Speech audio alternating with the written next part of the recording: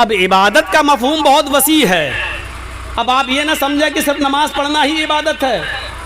اب ہم جب دیکھیں گے کہ میرے پڑوس میں آدمی بھوکا ہے, وہ سویا نہیں ہے, بھوک کی وجہ سے بلبلا رہا ہے, تو اب آپ تہجد کی نماز نہیں پڑھیں گے, کیونکہ امام کائنات نے فرمایا, اللہ کے رسول نے فرمایا کہ اللہ کی قسم وہ مومن نہیں, اللہ کی قسم وہ مومن نہیں, اللہ کی قسم وہ مومن نہیں جو خود تو پیٹ بھر کے کھانا کھا لے اور اس کا پڑوسی بھوکا سو جائے.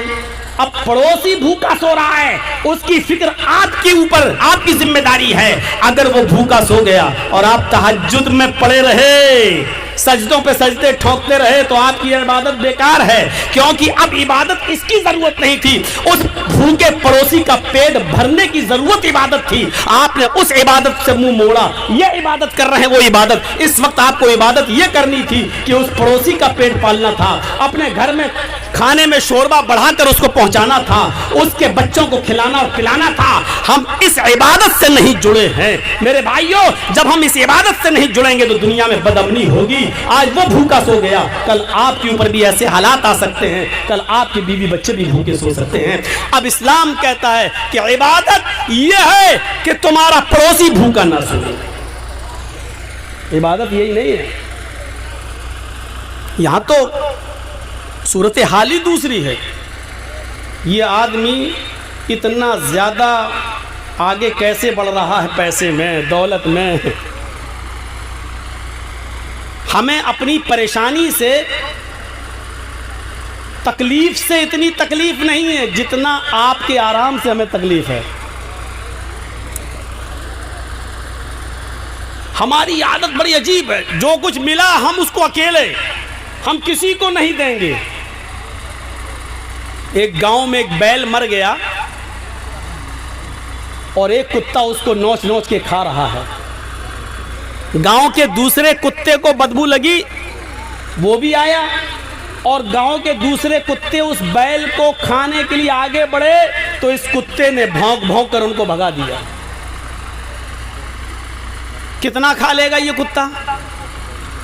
2 کلو, 3 کلو, 4 کلو, 5 کلو. ارے یہاں تو 3 کنٹل پڑا ہوا ہے.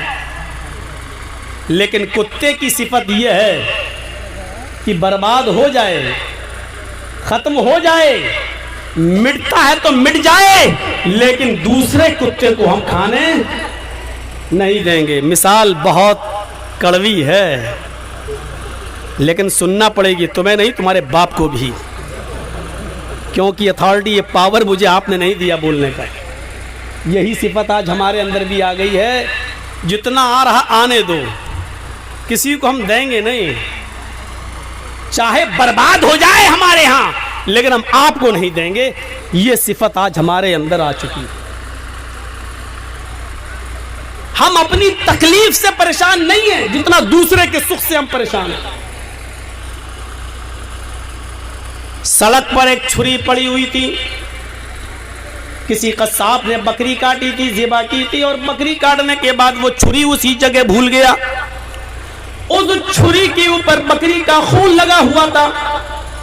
ایک کتے کی نظر اس چھری پر پڑی, اس نے چھری کے اوپر خون لگا ہوا دیکھا, وہ آیا اور اس نے اپنی زبان سے اس چھری کو چاٹا, ایسے کر کے جو چاٹا تو بکری کا لگا ہوا خون تو وہ کتا چاٹ گیا, لیکن چاٹتے وقت اس کتے کی زبان کٹ گئی, اور اس کتے کی زبان جو کٹی تو اس کا خون اس چھری پر لگ گیا. کتا سمجھا کہ ابھی بکری کا خون اور باقی ہے. اس نے پھر دوسری زبان پھر دوبارہ چلائی, وہ دوسری جگہ سے کٹ گئی. کتا سمجھا بھی بکری کا خون اور زیادہ موجود ہے, وہ بار بار خون کو چاٹتا جا رہا ہے اور اس کی زبان اپنی جگہ سے کٹتی جا رہی ہے, لیکن وہ بکری کا خون سمجھ کے اس وقت تک چاٹتا رہا جب تک کہ اس کی زبان کٹ کر زمین کے اوپر نہیں گر گئی. بالآخر زبان کے کٹ جانے سے جب کچھ کھا پی نہیں سکا تو ایک دن وہ کتا مر گیا, یعنی اس نے اپنے آپ کو ہلاک کر لیا. آج یہی چیز ہماری سوسائٹی اور ہمارے سماج میں ہم انسانوں کے درمیان بھی آ چکی ہے. میرے بھائیوں, یہی چیز ہے کہ ہم دوسرے کی بھلائی دیکھ نہیں سکتے ہیں، ہم اپنے آپ کو برباد کر رہے ہیں دوسرے کو مٹانے کے چکر میں، اور اتنا برباد کر رہے ہیں، کورٹ سے لے کر کچہری سے لے کر اتنا برباد کر رہے ہیں اپنے آپ کو کہ ہمیں پتہ ہی نہیں چلتا۔ ہمارے اٹاوا کے جس نام نہاد مولوی نے ہمیں جھوٹے الزام میں پھنسایا، اس نے مجھے سزا تک دلوائی، وہاں تک پہنچا، لیکن اس نے ہمیں برباد کرنے کے چکر میں اپنے آپ کو اتنا مٹایا کہ اس کی اپنی زمین بھی بک گئی، اپنی جائیداد بھی بک گئی، اپنا سب کچھ بیچ چکا ہے۔ آج وہ قبرستان کی زمینوں پر ناجائز قبضے کرنے کی نوبت اس کی آ گئی، اس کا کاروبار بند ہو گیا۔ میرے بھائیوں، یہ کہتے ہیں کہ اور جس کو مٹانا چاہ رہا تھا اس کو دیکھو، وہ جیل کے باہر جب آتا ہے تو 2-2.5-3 ہزار آدمی اس کا سواگت کر رہے ہیں جیل کے دروازے پر، اور دوسرے ہی دن سے اس کا پروگرام شروع ہو جاتا ہے۔ میرے پیارے ساتھیوں، عزت و ذلت کا مالک دنیا میں کوئی انسان نہیں ہے، عزت و ذلت کا مالک اوپر والا ہے۔ وَتُعِزُّ مَن تَشَاءُ وَتُذِلُّ مَن تَشَاءُ، تم جس کو چاہو عزت دو، یہ نہیں، اللہ جس کو چاہے عزت دے، جس کو چاہے ذلت دے۔ عزت و ذلت کا مالک اللہ ہے، ہم اور آپ نہیں ہیں۔ اس لیے یہ تصور اپنے دماغ سے نکالیے، عبادت کا مفہوم بڑا وسیع ہے، ہم لوگوں کو ان کے اصلی مقصد سے جوڑ دیں، یہی عبادت۔ بیوی ناراض ہے، اب آپ جا رہے ہیں نفلی نماز پڑھنے، نہیں، اب پہلے بیوی کو مناؤ، یہ عبادت ہے۔ اللہ کے نبی فرماتے ہیں جس نے ایک لقمہ اٹھایا اور پیار سے وہ لقمہ اپنی بیوی کے منہ میں ڈال دیا، پیار سے وہ لقمہ اپنے ہاتھ سے اپنی بیوی کو کھلایا، تو اس پر بھی ثواب ہے، ثواب عبادت پر ملتا ہے۔ اب آپ نفلی نماز پڑھیں گے، یہ عبادت نہیں ہے۔ عبادت کا مفہوم یہ ہے کہ اب آپ کی بیوی ناراض ہے تو آپ اپنی بیوی کو منائیے، اس کو کھلائیے، اس کو کھلانا عبادت ہے، اس کو منائیے، اس کو منانا عبادت ہے۔ زیادہ دیر تک اس سے ناراض نہ رہیے، نہ اس کو رہنے دیجیے، عبادت ہے۔ میرے بھائیوں، نماز ہو چکی، اب نکلو، اب مسجد میں مت بیٹھو، یہاں تک کہ جمعے کی نماز بھی آپ نے پڑھ لی، اب آپ مسجد میں مت بیٹھو۔ اب کیا ضرورت ہے تسبیح گھمانے کی؟ اب کیا ضرورت ہے عصر تک اس مسجد میں بیٹھنے کی؟ اب کیا ضرورت ہے اللہ اللہ کرنے کی؟ تم نے نماز پڑھ لی، اب نکلو، غریب انسان ہو، اپنی بیوی اور بچوں کے لیے محنت کرو، ان کے لیے کماؤ، یہ عبادت ہے۔ فَإِذَا قُضِيَتِ الصَّلَاةُ فَانتَشِرُوا فِي الْأَرْضِ، جب جمعے کی نماز مکمل کر لو، پوری کر لو، تو اب مسجد میں مت بیٹھے رہو، مسجد سے باہر نکلو۔